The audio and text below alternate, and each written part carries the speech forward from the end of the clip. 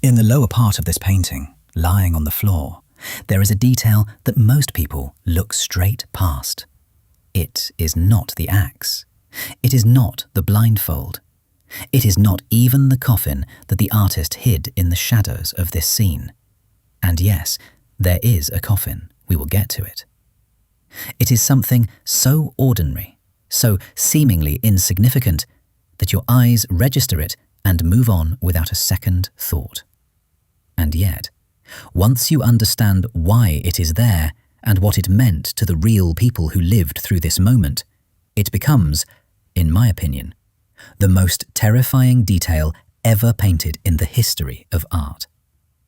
But to understand it, we first need to understand everything else happening in this scene, because every single element of this painting was designed to prepare you for that one detail. This work is called The Execution of Lady Jane Grey.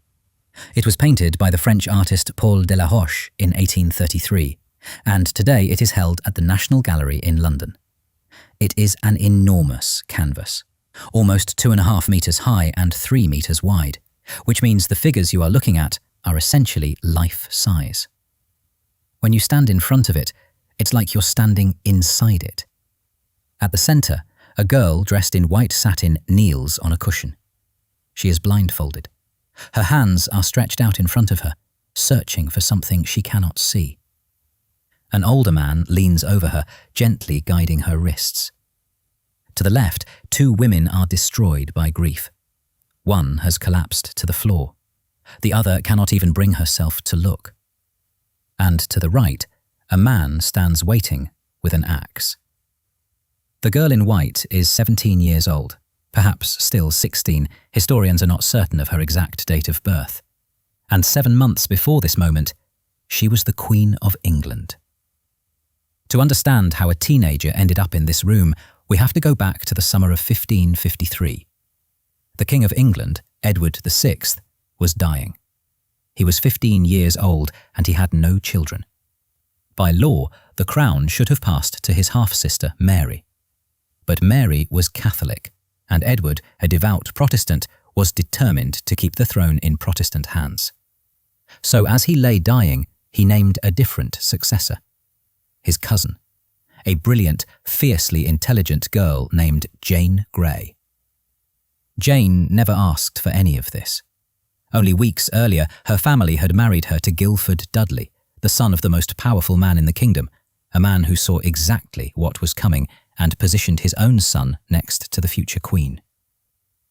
On July 10th, 1553, Jane was proclaimed Queen of England. 9 days later, it was over. The country harassed behind Mary.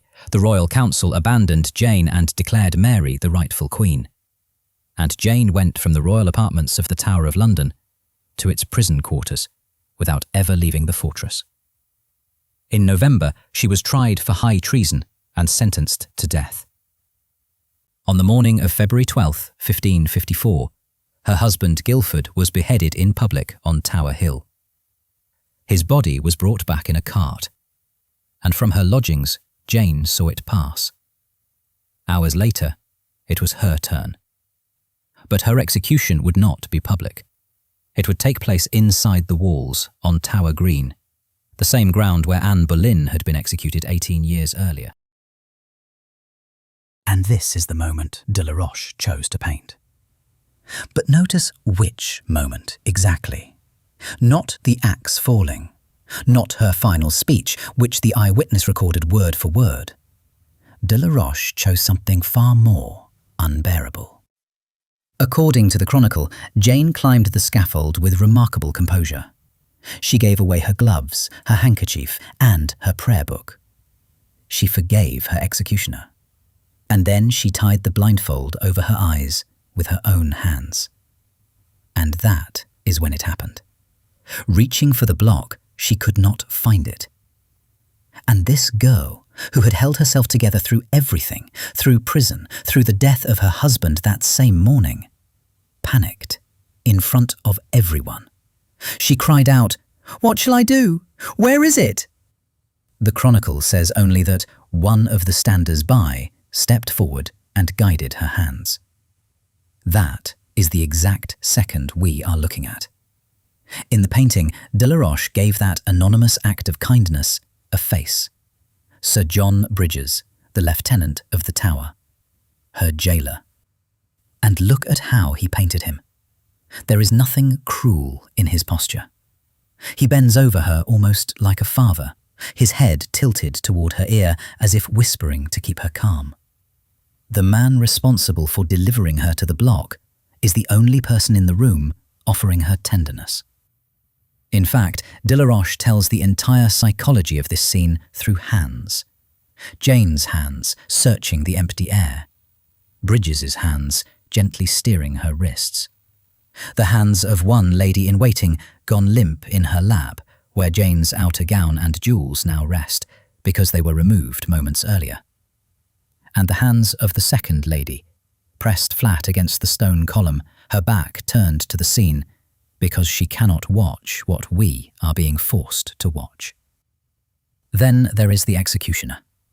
In an early study Delaroche made for this painting, he was a stocky brute holding a broadsword, standing off to the side, simply waiting to do his job. But in the final version, Delaroche transformed him. Head bowed, eyes down, the axe resting loosely at his side. He looks like a man who takes no pleasure in what comes next. And behind him, half swallowed by the darkness, sits the detail almost nobody notices on a first viewing. A black coffin. Waiting. Finally, Jane herself. Her white satin dress is the light source of the painting. Everything else is gloom, and she glows in the middle of it like a candle. On her outstretched hand, a thin wedding ring catches the light. A ring she had worn for barely 9 months. The model who posed for her is believed to have been Mademoiselle Anaïs, a famous actress of the Comédie Française with whom Delaroche was romantically involved. And that theatrical connection is no coincidence, because here is something important. This scene, as Delaroche painted it, never looked like this. The real execution took place outdoors, on Tower Green, in the open air of a February morning. And according to the historical accounts, Jane went to her death with extraordinary courage. Delaroche changed all of it. He moved the scene into a dark stone chamber beneath heavy Romanesque arches and lit it like a stage. He was deeply connected to the Paris theatre world, and audiences of his time were obsessed with the tableau vivant, a performance in which costumed actors, under dramatic lighting, held a scene frozen in total silence. That is exactly what this painting is. A shallow, stage-like platform. A small cast of life-size figures. A single spotlight falling on the victim. Delaroche even draped the front edge of the scaffold in black cloth, the way execution platforms had been draped during the French Revolution. And that last detail is the key. Because although this painting shows English history, it was made for a French audience. Delaroche painted it just 3 years after the Revolution of 1830 had toppled yet another French king. And for Parisians standing in front of this canvas in 1834, the sight of an innocent young royal being guided to the block did not evoke Tudor England.